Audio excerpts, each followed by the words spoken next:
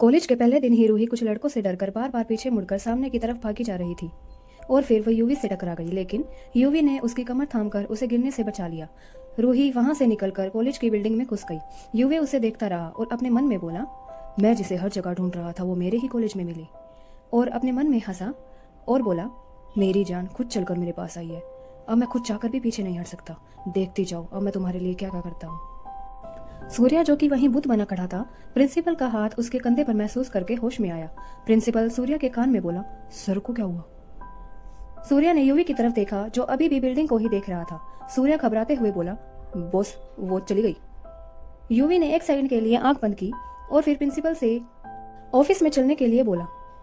फिर वो तीनों कॉलेज के ऑफिस में आ गई। यूवी जाकर हेड चेयर पर बैठ गई। दरअसल इस कॉलेज की नींव 18 साल पहले यूवी के पापा उदयवीर राठौड़ ने रखी थी। तब से यूवी के चाचा जी इस कॉलेज को संभालते थे, लेकिन अब वो चाहते थे कि उनके भाई की मेहनत, उनके सपने को उदयवीर ही आगे बढ़ाए। इसलिए आज उदयवीर इस कॉलेज के इंस्पेक्शन के लिए आया था। यूवी सूर्या से बोला, मेरा यहाँ एक अलग से ऑफिस सेट करो, आज से ही इस कॉलेज को मैं संभालूंगा। ये कहते हुए यूवी के होठों पर एक छोटी सी मुस्कान थी जिसे सिर्फ सूर्या ही देख पा रहा था।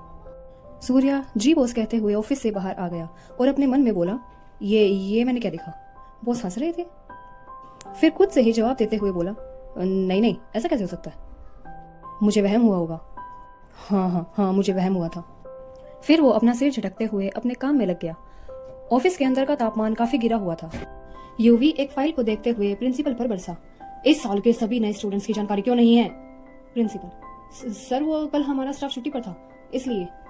उदयवीर बात को बीच में काटते हुए बोला, इस कॉलेज में क्या एक ही स्टाफ है? बाकी स्टाफ कहाँ गया? जहां तक मुझे पता है यहाँ 50 से 60 स्टाफ की टीम काम करती है, तो जो स्टाफ छुट्टी पर होता है उसकी जगह कोई दूसरा स्टाफ मेंबर नहीं काम करता क्या? प्रिंसिपल, सॉरी सर, मैं अभी खुद सभी स्टूडेंट्स की डिटेल फिल कर देता हूँ। यूवी, 1 घंटा, सिर्फ 1 घंटा है तुम्हारे पास। 1 घंटे में नहीं हुआ तो इस ऑफिस में अपना रेजिग्नेशन लेटर लेके आ जाना। प्रिंसिपल अपने माथे से पसीना पूछते हुए बोला, नहीं सर, मैं अभी 1 घंटे के अंदर अंदर फाइल रेडी करके लाता हूँ। यूवी अपने हाथ में पहनी घड़ी की तरफ देखते हुए बोला, 2 मिनट तुमने यही गवा दी। प्रिंसिपल ऐसे ऑफिस से भागा जैसे उसने मैराथन में हिस्सा लिया हो। यूवी ने वहीं टेबल पर रखे कंप्यूटर को ओपन किया और सभी कैमरों को खोल कर देखने लगा। उसने देखा रूही सीढ़ियों के पास खड़ी किसी का इंतजार कर रही थी। यूवी उसे इस तरह देख रहा था जैसे कोई आशिक अपनी जान से प्यारी मोहब्बत को देखता हो।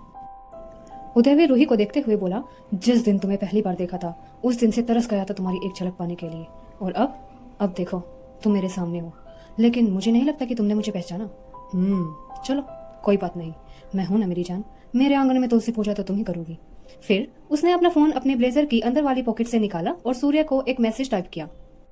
वहीं रूही सूर्य से टकराने के बाद भागती हुई कॉलेज की बिल्डिंग में घुस गई थी और ऊपर जाने वाली सीढ़ियों के पास चुपचाप खड़ी होकर शिवी का इंतजार करने लगी। सभी उसे अजीब नजरों से देखते हुए जा रहे थे, या यूं बोले कि घूरते हुए जा रहे थे।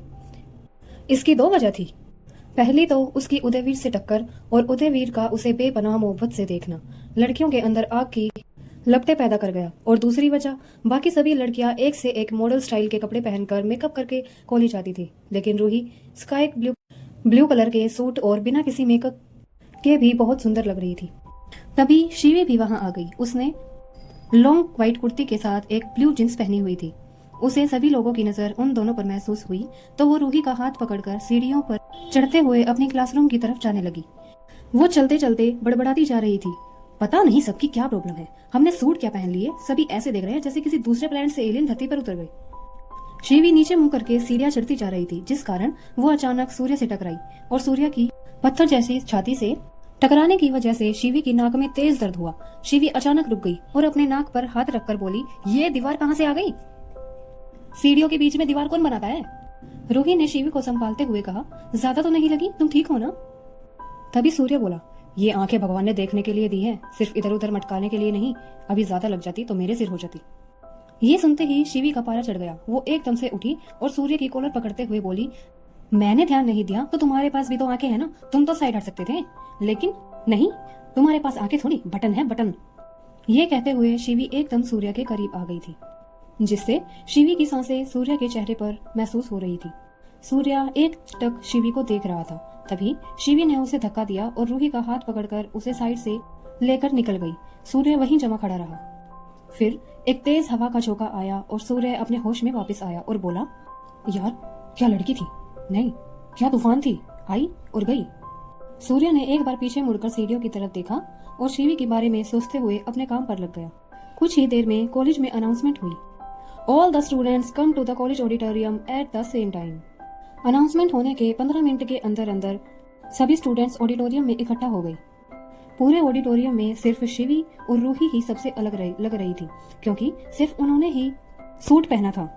कुछ ही देर में मिस्टर अश्विन राठौड़ आए और बोले, गुड मॉर्निंग स्टूडेंट्स, आज कॉलेज में नया सेशन शुरू होने जा रहा है। मैं सभी न्यू स्टूडेंट्स को यही कहना चाहूंगा कि मन लगाकर पढ़ाई करना और अपने सपनों को पूरा करना। सभी बच्चे जोर जोर से थैंक यू सर बोलने लगे। अश्विन जी की नजरें इधर उधर बच्चों में घूम रही थी। तभी उनकी नजर रूही पर आकर थम गई। उन्हें रूही बहुत पसंद आई। वो चुपचाप डरी सहमी सी एक जगह खड़ी थी। अश्विन ने अपनी बात को आगे बढ़ाया और बोले, ये कॉलेज मेरे बड़े भाई उपेंद्र राठौड़ ने खड़ा किया था, लेकिन उनकी मौत के बाद इस कॉलेज को संभालने की जिम्मेदारी मैंने ले ली थी। लेकिन अब मैं चाहता हूँ कि उनकी अमानत उन्हीं के बेटे उदयवीर राठौड़ संभाले। ये सुनते ही सभी बच्चे तालियां बजाने लगे। अश्विन जी बोले, अब मैं चाहता हूँ कि आप सभी इस कॉलेज के मालिक से मिले। और तभी स्टेज के पर्दे खुले और उनके पीछे से उदयवीर बाहर आया, जिसे देखते ही सभी लड़कियां आहें भरने लगी। उदयवीर की नजरें सीधी रूही पर जाकर थम गई। आगे क्या होगा कहानी में? क्या रूही पहचान लेगी उदयवीर को? जानने के लिए सुनते रहिए तू नहीं तो कोई नहीं।